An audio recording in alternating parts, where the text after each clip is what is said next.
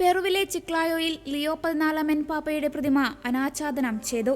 November 16-നാണ് Leo 14 പാപ്പയുടെ പ്രതിമ അനാച്ഛാദനവും ആശീർവാദ കർമ്മവും നടന്നത്. പെറുവിന്റെ വടക്കൻ നഗരമായ ചിക്ലായോയിലെ ചിമു പാപ്പലോവലിലാണ് പ്രതിമ സ്ഥാപിച്ചിരിക്കുന്നത്. നഗരത്തിലേക്ക് വരുന്നവരെ സ്വാഗതം ചെയ്യുന്ന രീതിയിലാണ് പ്രതിമ നിർമ്മിച്ചിരിക്കുന്നത്. 5 മീറ്റർ ഉയരമുള്ള ലിയോ 14 പാപ്പയുടെ പ്രതിമ ഫൈബർ ഗ്ലാസും റെസിനും ഉപയോഗിച്ചാണ് നിർമ്മിച്ചിരിക്കുന്നത്.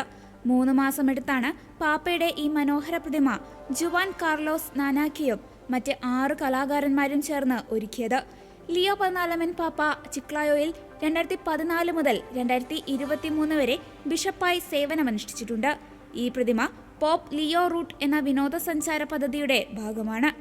ഉദ്ഘാടന ചടങ്ങിൽ പരമ്പരാഗത നൃത്തമായ മരീനേര നോർട്ടനെയും സംഗീതവും ഉണ്ടായിരുന്നു. ലിയോ 14 പാപ്പയ്ക്ക് 2015-ൽ പെറുവിന്റെ പൗരത്വം ലഭിച്ചിരുന്നു.